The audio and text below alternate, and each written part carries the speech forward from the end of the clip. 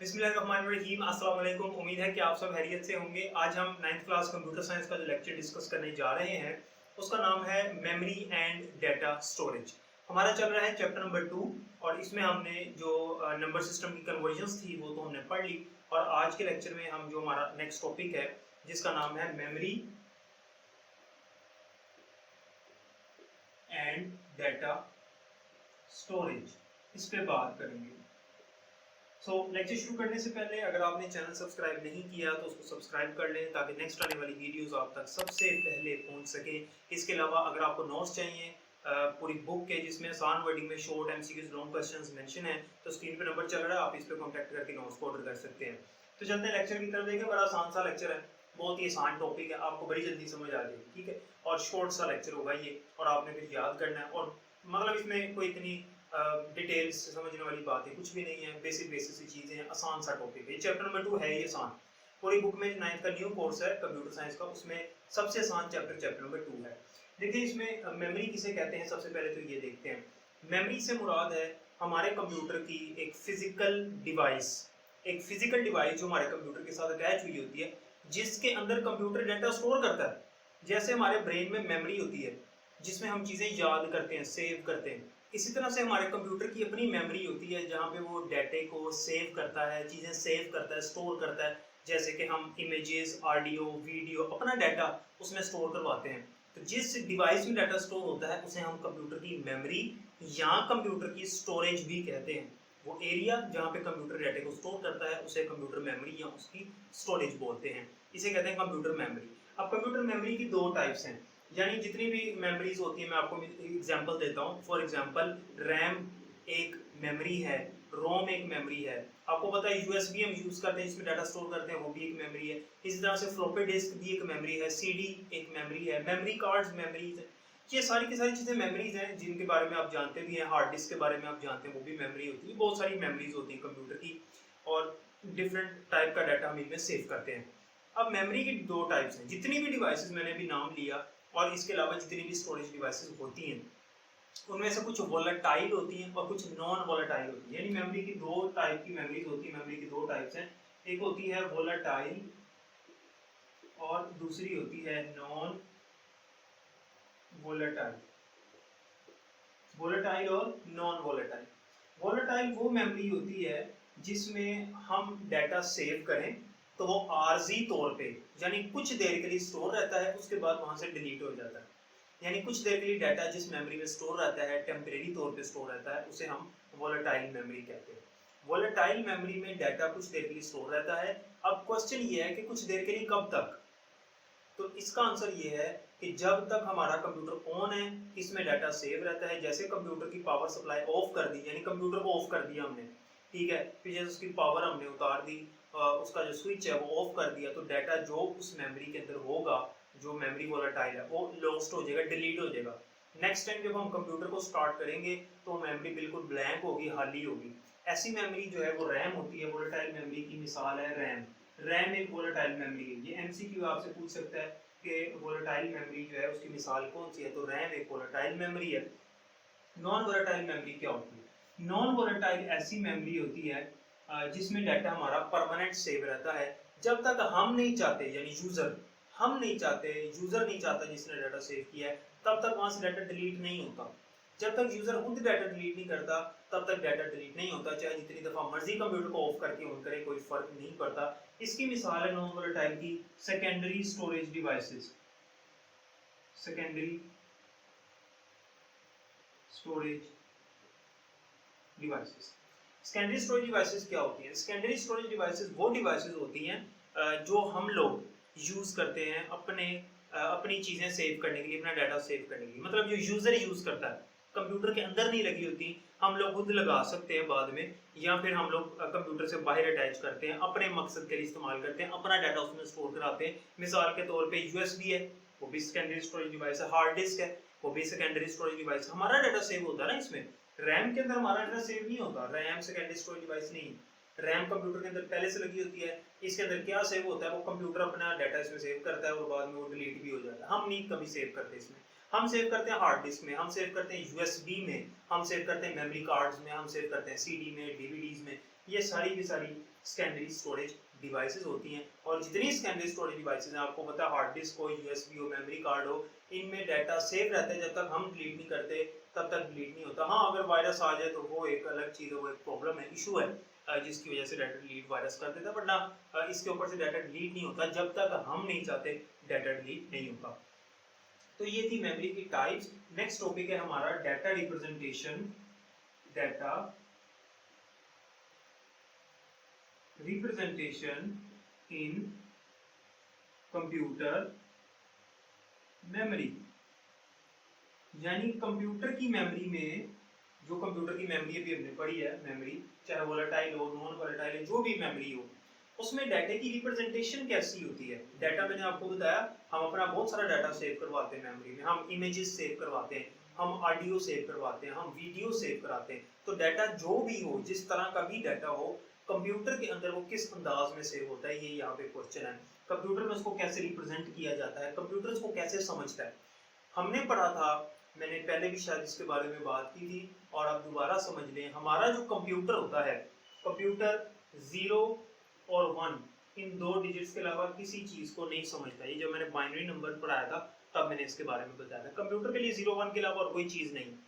हम तस्वीर सेव करें, हम ऑडियो सेव करें, हम वीडियो सेव करें, हम कोई टेक्स्ट सेव करें, किसी का नाम लिखा हुआ है, किसी फाइल में कोई टेक्स्ट लिखा हुआ है, कुछ भी सेव करें, वो 0 1 की फॉर्म में जाके कंप्यूटर में सेव होता है। ठीक है, वो कन्वर्ट हो जाता है 0 1 में, ताकि मशीन को समझ आए, मतलब कंप्यूटर को समझ आए, और मेमोरी में वो सेव होता है। ठीक है, अब डायरेक्ट वो सेव नहीं होता, मतलब कन्वर्ट नहीं होता 0 1 में। फॉर एग्जांपल मैंने ए लिखा है ना, ए, तो ए कन्वर्ट होगा 0 1 की लैंग्वेज में, जो भी ए के मुतलका जो भी 0 1 होगा, जो कंप्यूटर समझेगा 0 1 को। कंप्यूटर को नहीं पता ये क्या, और हमें नहीं इसकी समझ आ रही, लेकिन वो उसको कन्वर्ट कर लेता है। तो वो कैसे कन्वर्ट होता है, ये भी आपने बात याद रखनी है। हम कुछ भी कंप्यूटर में लिखें, वो चाहे इमेजेस हों, चाहे वो वीडियोस हों, चाहे वो टेक्स्ट हो जो हम लिख रहे हैं, कोई भी चीज़ हम सेव करें, डाटा किसी भी तरह का सेव करें, चाहे कंप्यूटर हो चाहे मोबाइल हो, मोबाइल भी कंप्यूटर है, ठीक है, पॉकेट कंप्यूटर है, लेकिन कंप्यूटर की टाइप है। तो कोई भी कंप्यूटर हो, कोई भी डिवाइस हो, हम जब उसमें डाटा सेव करते हैं तो 0 1 में कन्वर्ट होकर सेव होता है, वो तब्दील होता है, वो ट्रांसलेट होता है 0 1 में, बाइनरी लैंग्वेज में, मशीन लैंग्वेज में, लेकिन वो डायरेक्ट नहीं होता। दरमियान में यहाँ पे एक कोड होता है, इस कोड को देखते हुए हमारा कंप्यूटर उसको कन्वर्ट कर लेता है, और फिर उसकी जुबान में हमारे कंप्यूटर में सेव हो जाता है, यानी उसकी लैंग्वेज में 0 1 में सेव हो जाता है। वो जो कोड है, उस कोड को हम कहते हैं आस्की कोड। क्या कहते हैं जी? आस्की कोड कहते हैं, ASCII। इसकी फुल फॉर्म होती है American standard code for information interchange. ठीक है, American standard code for information interchange, ये इसकी फुल फॉर्म। ठीक है, तो आस्की कोड यहाँ पे होता है, हर करेक्टर को, ए है, बी है, सी है, इवन के नुक्ता भी है, डॉट भी है, कंप्यूटर को नहीं पता कि वो क्या है, हर करेक्टर को एक आस्की कोड मिला हुआ है। हमारा कंप्यूटर उस कोड को देखता है और उस कोड से फिर कन्वर्ट कर लेता है 0 1 में। ठीक है, फॉर एग्जांपल, अब आस्की कोड्स जो है वो आपकी बुक में बने भी हुए हैं, एक टेबल बना हुआ है आपकी बुक में कि तमाम कैरेक्टर्स का आस्की कोड उसमें लिखा हुआ है। ठीक है, तो आप वहां से देख लें। अब ए है ना, ए, इसका आस्की कोड होता है 65। अब 65 को आप 0 1 में कन्वर्ट करें, मशीन इसको कन्वर्ट कर लेती है 0 1 में। अब आप कैसे करेंगे? तरीका हमने पढ़ा हुआ है, कि हम 65 को बाइनरी में कैसे कन्वर्ट करते हैं, डेसिमल टू बाइनरी कैसे करते हैं, एलसीएम लेते हैं 2 के साथ, तो हमारा आंसर आ जाता है। ठीक है, तो ए जो है वो बेसिकली कन्वर्ट होगा 0 1 में। कैसे?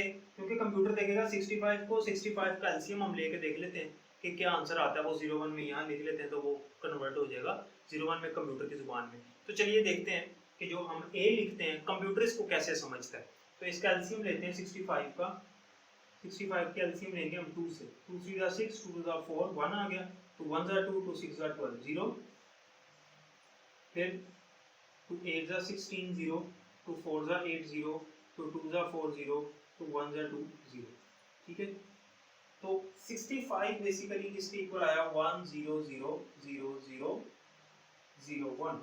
ठीक है, देखें ना, 2 3 6, 2 2 4, 1 बच गई, यहाँ लिख दिया, फिर 2 1 2, 2 6 12, 0 बच गया, 2 8 16, 0 बच गया, 2 4 8, 0, 2 2 4, 0, 2 1 2, 0। तो इसको नीचे से ऊपर की तरफ लिखते हैं। ये कन्वर्जन आपको पढ़ाई हुई है डेसिमल टू बाइनरी। तो ये 1 1 2 3 4 5 5 0 और फिर 1 0 0 0 0 0 1। तो 65 किसके इक्वल आया? इसके इक्वल आया। यानी कि जब हम कंप्यूटर में ए लिखते हैं तो कंप्यूटर उसको ये समझता है।